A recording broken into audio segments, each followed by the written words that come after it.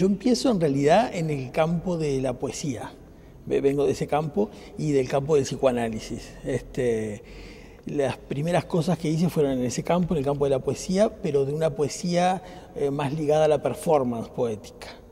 Y bueno, en el campo del psicoanálisis, el campo del psicoanálisis después se va como cruzando con el campo del arte desde diferentes lugares. Y en los últimos años, específicamente en relación a como dos grandes áreas de interés, que serían el área de lo que tiene que ver con, digamos, con las diversidades sexuales, lo que tiene que ver con el campo de lo no heteronormado, para decirlo de algún modo, de las disidencias, y el tema de la decolonialidad, que es un tema que venimos trabajando con un grupo de l'École Lacanienne hace ya un tiempo. Yo pertenezco a l'École Lacanienne de psicanálisis, que hay que decirlo en francés porque es una escuela que tiene ese origen y el nombre, bueno, sigue en francés, pero es una escuela lacaniana de psicoanálisis. En esa escuela tenemos un grupo hace ya un tiempo que venimos trabajando de colonialidad y psicoanálisis. Y esos intereses de algún modo se fueron cruzando y trasvasaron, digamos, al campo de las artes visuales cuando empecé a hacer algo en este campo, ¿no? que es relativamente reciente, ¿no? En realidad la primera obra que mostré es la obra de 2016, que tuve la suerte de que ganara un premio, el Premio Nacional, que se llamó Extravagancia de Venus. Esa fue la primera salida al público. Extravagancia de Venus fue una obra que tenía que ver con varias cosas. En primer lugar, Venus Extravaganza es un personaje de Paris is Burning, que es un documental que muestra toda la movida Vogue en Estados Unidos, la movida de las casas de Vogue, que es una movida negra, una movida pobre, una movida trans en los Estados Unidos. Venus Extravaganza es un personaje de ese documental y es una persona real que vivió y que es asesinada. Entonces, Extravagancia de Venus tenía que ver con el tema de los feminismos trans y también, por supuesto, con el asesinato de mujeres trans que en ese momento y bueno, también ahora tenían una cifra muy preocupante.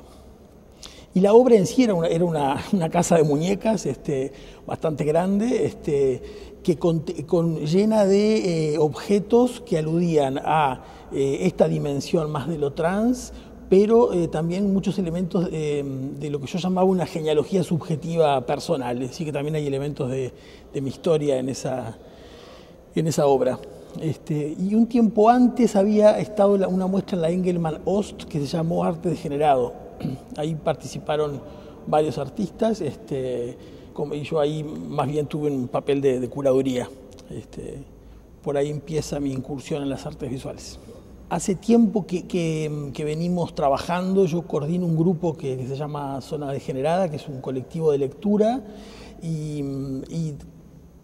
en ese grupo hay diferentes personas que tienen diferentes prácticas en estos campos, y lo que nos hemos ido dando cuenta, pero no es un descubrimiento solo nuestro, es que todo el campo de la cultura está atravesado por, digamos, una matriz heteronormal y heterosexual, entendiendo la heterosexualidad como un régimen político, no como una elección sexual o como una práctica sexual.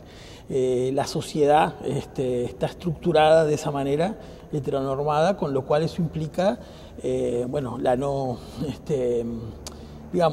implica la producción de márgenes de abyección y de sufrimiento, para decirlo más en sentido más directo. Entonces el trabajo sobre esta constitución estructural de la sociedad es la que me parece que hace bien interesante pensar las disidencias sexuales, y no solo sexuales, porque el campo de lo queer se ha ido enriqueciendo en relación a a la consideración de nuevos sistemas de opresión. Para decir algo en este sentido, lo que son las opresiones de clase, durante muchos años, de la mano del marxismo, se pensó que la opresión de clase era casi que la única opresión estructural y todas las demás opresiones eran como secundarias, ¿no? Bueno, el campo de lo queer lo que vino a cuestionar es justamente que hay otros sistemas de opresión y también de privilegios, y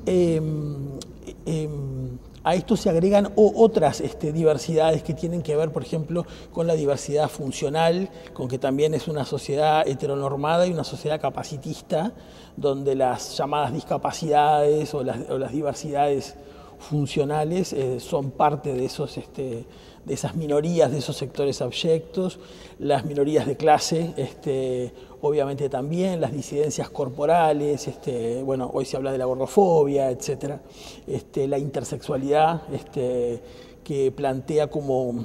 Es decir, cada vez se van sumando nuevas consideraciones y ampliaciones que tenemos que hacer al llamado campo queer, ¿no? Y a mí me parecía que eso en el arte no estaba demasiado reflejado, por eso me parecía importante poder trabajar en torno a estas cuestiones, ¿no? Yo básicamente me he manejado en dos modalidades, que son las de la instalación y la de la performance, y a veces son a veces es una especie de híbridos que no se sabe mucho qué son, que es instalación, performance, video performance y demás. En el campo de la performance, una de las performances que me invitaron a participar del ciclo Clemente Padín de performance, y ahí la performance se llamaba The Linking Piñata. En realidad tenía que ver con un work in progress que se llama The Linking, que The Linking tiene que ver con el desprendimiento, viene de la teoría decolonial. The Linking es el desprendimiento de lo eurocéntrico. Pero The Linking a mí como significante me parece muy interesante porque puede ser el desprendimiento de muchas cosas, ¿no? Entonces esa performance era una suerte de drag queen muy terrorista, que lo que hace es destruir el cuerpo de una piñata trans.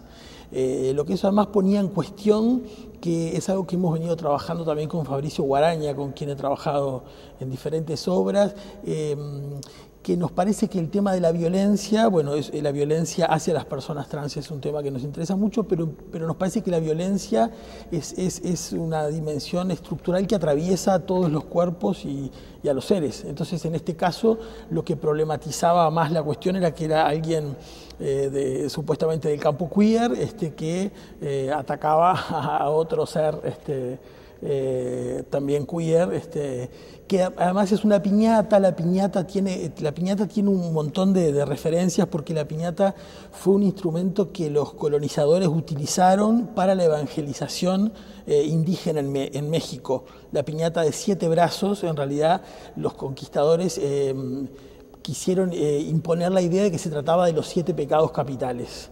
Entonces por eso se rompe la piñata. La ruptura de las piñatas, que en México es muy común y que tiene además un día, una fiesta, y acá en Uruguay también, no tanto la de 7 brazos, aquí es una piñata más redonda, pero esa piñata tenía que ver con una suerte de pasaje al catolicismo y de evangelización indígena. Entonces nos parecía que el aunar esos elementos de colonialidad, de violencia hacia las personas trans y hacia la mujer en particular, nos parecía que podían potenciar el hecho ahí artístico. Otra de las obras fue de Linkin Salomé, que la hicimos en el Civil, que era un espacio que abrimos en ese momento. De Linkin Salomé fue parte de una muestra del FAC, la Fundación de Arte Contemporáneo de la que yo soy parte, y en The Linkin Salomé lo que hice fue como una gran instalación, que ahí un poco tenía un poco de todo: video performance, instalación, objetos esculturales o con una disposición de escultura, se podría pensar, y performance en vivo. Ahí lo que hice fue como un intento de reapropiación queer de la leyenda o del mito de Salomé, partiendo de la Salomé de Oscar Wilde, que era una Salomé gay, podríamos decir. En este caso sería como una Salomé trans, que termina, bueno, cortándome la cabeza a mí. Es decir, que en realidad yo ahí me pongo en el lugar de a quien hay que cortarle la cabeza, ¿no? Esa instalación surge de un trabajo clínico que yo hago en la Fundación de Arte Contemporáneo con López Laje, y en un momento de impotencia absoluta que le digo a Fernando, bueno, pero ¿qué querés, que me corte la cabeza? Y él me dice, sí, eso. Entonces ahí surge la obra, ¿no? La idea de que cortarse la cabeza, en mi caso, que vengo de una formación demasiado letrada y de una cultura del libro e intelectual, eso a veces opera como un obstáculo para el campo de las artes visuales, ¿no? Entonces, en ese sentido, para mí cortarme la cabeza, o que en realidad que Salomé trans me cortara la cabeza, tenía que ver con abandonar esas especies de comodidades intelectuales y de pensamiento, que no quiere decir que lo haya logrado, ¿no? Pero bueno, era el intento performático. Esta obra también surge de este trabajo clínico que hacemos en el FAC todas las semanas, en un momento que estábamos como en un momento muy crítico hacia el arte contemporáneo y hacia el arte uruguayo en particular, y hacia lo que uno mismo hace y lo que uno nunca termina de lograr. Me fui de ese proceso pensando, esto es una mierda, y ahí se me vino, bueno, en principio la primera asociación fue con Piero Manzoni, con mierda de artista, que siempre me pareció una obra bien interesante, donde él introduce la mierda al campo del arte. En realidad no se sabe hoy si realmente era mierda o no, tampoco importa, bueno, fue una metáfora, pero también me hizo pensar en Duchamp cuando introduce el urinario, es decir, se me empezaron como a hacer linkear cosas respecto a eso, y además el tema de la mierda me parece que es un tema interesante por varios lados. En primer lugar, porque uno diría, bueno, la mierda es de las cosas más comunes y democráticas, sin embargo tampoco es tan así, porque si uno hiciera un análisis de los excrementos de una persona, ahí se pueden detectar un montón de cosas, desde su nivel socioeconómico, el tipo de dieta que tiene, bueno, por supuesto también enfermedades y su nivel de salud y demás. Por ejemplo, hay una comunidad indígena del Amazonas, bueno, justamente ahora hablando del Amazonas, ¿no? que se está quemando, que tiene el nivel más rico de bacterias que se han encontrado. Incluso los científicos han encontrado allí bacterias que no sabían que existían.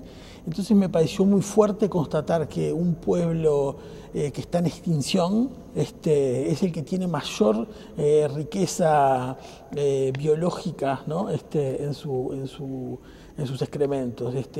Bueno, el tema de los excrementos además se une a una dimensión anal, entonces también tiene que ver con la construcción política de los cuerpos. Lo anal está asociado a la humillación, a la homosexualidad, a la inferioridad. Bueno, el excremento es algo que no se puede ver, que hiede, que huele. Es uno de los problemas de esta obra, que todavía estamos viendo qué va a pasar en su evolución. Y además me parecía que tenía que ver, bueno, ya en el gesto de Manzoni había una cosa como de sacar al arte de ese lugar kantiano, sublime, ¿no? De la obra de arte como algo sublime, y los artistas también desde ese lugar especial, que a mí me parece que a pesar de todo, todavía quedan como restos de esa idea romántica del artista, como un ser especial, que tiene un don o un talento, o que está iluminado por alguna especie de, no sé, de musa o de vaya a saber qué genio. De hecho, ayer fui a ver el documental sobre Mateo, y justamente lo que más se repite es genio, talento, ¿no? Entonces, cosas que discutimos teóricamente en el campo del arte contemporáneo todavía no han permeado demasiado, me parece. No ha permeado demasiado la discusión todavía, no se sigue hablando en esos términos. Entonces ahí se me ocurrió invitar artistas que yo quiero y valoro, y la propuesta fue que, bueno, dieran sus excrementos, que iban a ser expuestos en unos frascos, que son los frascos colectores de heces con los que se hacen los copros parasitarios y los exámenes médicos. Y además les pedí que se identificaran con 3 características de una lista que yo les proporcioné, que son características que tienen que ver con ubicaciones sexogenéricas, de clase, en relación a los diferentes tipos de cuerpos, etc. Por supuesto que era un juego, ¿no? Era un juego, no es que yo crea en estas categorías, sino que yo les proponía ese juego de tomar algunas categorías. Y la condición era que una de las categorías tenía que ser un privilegio, que podría ser de cualquiera de estos sistemas, de clase, sexual, genérico o de lo que fuere. Y además la obra se acompaña de una frase, que es una frase de Mujica, que la frase dice cuando todos estemos o cuando estemos todos muertos, y es una frase que Mujica utilizó en relación a cómo entendía él o cuándo entendía él que se iba a solucionar el tema de los desaparecidos en la dictadura, de los desaparecidos en la dictadura, ¿no? Es una frase más que polémica, y que yo quería también poner a jugar, porque además la frase, como todo lo de Mujica, tiene un costado muy ambiguo, que es una apuesta a las generaciones jóvenes, ¿no? Entonces la frase tiene tanto algo terrible políticamente como pensar que solamente las cosas se van a solucionar cuando hayamos desaparecido quienes estuvimos o no involucrados en estos temas, y paradójicamente también o no una apuesta a los jóvenes, ¿no? Entonces yo quería poner a jugar esa frase en relación a todas estas categorías de privilegios y subalternidades, ¿no? ¿Cuándo y de qué modo se solucionan o no las cosas? Bueno, convoqué a 18 artistas, que no voy a nombrar porque son muchas y muchos, pero bueno, muchas y muchos son artistas reconocidos y que han expuesto y demás, algunos no, y bueno, y lo interesante de lo que he encontrado son varias cosas. En primer lugar, todo lo difícil y complicado que fue jugar este juego. Porque muchas y muchos artistas se lo tomaron muy en serio y no querían llegar a caracterizarse con ninguna de estas características, ¿no? Otros inventaron características, lo cual bien interesante, algunas con mucho humor, ironía política también, que fue muy interesante. Y después las demoras en entregar las heces. Los excrementos, ¿no? Incluso hubo gente que me decía, no, yo esto no puedo hacerlo, esto es demasiado íntimo. Bueno, mi broma era, mira que no, ahí no está tu alma, ¿no? Ahí lo que estás cagando es el capitalismo, es lo que consumís, no hay más que eso. No le demos un toque demasiado elevado a esto. Pero me pareció interesante por eso, porque realmente generaba unos miedos y unas resistencias a mostrar la materia, nunca mejor dicho la materia, ¿no? En esta obra. Y después respecto a los efectos que ha tenido, como casi siempre ha tenido efectos bueno, elogiosos, sobre todo por parte de gente querida, pero también de gente que yo valoro en el campo del arte, gente que me ha dicho que le gustaría hacer cosas cuando termine la muestra, hacer cosas con la obra. Julia Castaño, Juan Uría, bueno, Ana Strauss y demás me han propuesto hacer cosas después que vamos a ver, y también críticas, ¿no? También críticas como que en realidad esto es una postura de lo políticamente correcto, bueno, en fin, ha sido recibida de diferentes maneras, ¿no? Y después, por supuesto, la preocupación de todos por si esto va a producir olor o qué es lo que va a salir de la obra, ¿no? Con lo cual hay una cierta... se genera como un cierto efecto como de algo medio mágico o fetiche ahí, de algo que puede salir, ¿no? Emerger, bueno, en fin, supongo que no será nada demasiado terrible. Estoy trabajando en varias cosas, pero lo único que tengo un poquito más encaminado, porque a mí siempre me pasa que me vienen demasiadas ideas juntas a la cabeza y después hay todo un trabajo de despeje y de limpieza que tengo que hacer para que algo de eso sea posible. Estoy planeando un trabajo que es una recreación de 3 fotos de mi infancia. Mi padre era muy de la foto y tenemos muchas fotografías de infancia. Y hay 3 en particular que yo elegí, que ya las rehice, una especie de reenactment de esas fotografías, por supuesto muy modificadas, ¿no? Lo que mantengo es un poco la escena que se transmite, que se ve en la foto, pero eso está muy intervenido, intentando que eso produzca algún tipo de discurso crítico respecto al pasado, ¿no? Bueno, respecto a mi relación particular con mi padre, y también respecto a la historia, porque las fotografías familiares aquello que el feminismo hace mucho que nos enseñó, que lo personal es político. Si uno las mira en detalle, las fotografías de cualquiera reflejan épocas históricas, ¿no? Por ejemplo, hay una foto que encontré que soy yo niño en la escuela, que como era bastante buen alumno, llevando flores a un monumento con todas las autoridades de la dictadura, militares de la época, ¿no? Foto que yo no recordaba para nada, que me impactó muchísimo y que la acabamos de rehacer.